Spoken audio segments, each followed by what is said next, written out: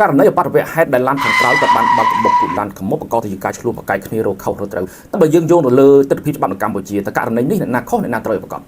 យោងតាមមាត្រា18នៃច្បាប់ចរាចរណ៍ផ្លូវគោកគឺគេកំណត់ជាគោលការណ៍តែម្ដងថារថយន្តខាងក្រោយគឺត្រូវតែជាអ្នករក្សាចន្លោះសុវត្ថិភាពរវាងរថយន្តខ្លួនជាមួយនឹងរថយន្តខាងមុខ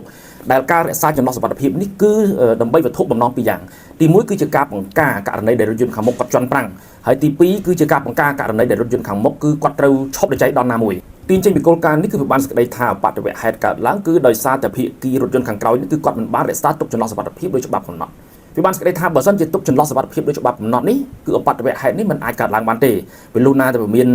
ភ័ស្តុតាងណាមួយផ្ទុយពីនេះដែលអាចគួរឲ្យជឿជាក់បានសម្រាប់ចន្លោះសុវត្ថិភាពគឺត្រូវបានកំណត់នៅក្នុងប្រកាសលេខ248របស់ក្រសួងសាធារណការនិងដឹកជញ្ជូនហើយខ្ញុំបានសង្ខេបខ្លីនៅក្នុងចំណងជើងក៏ដូចជាភ្ជាប់ជូននៅក្នុង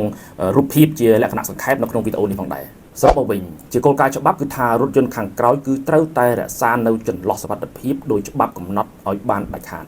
ករណីដែលមិនបានរក្សាបង្កទៅជាគ្រោះថ្នាក់ដែលអាចជាឧបទ្ទវហេតុនៃការបុកគូតរថយន្តខាងមុខ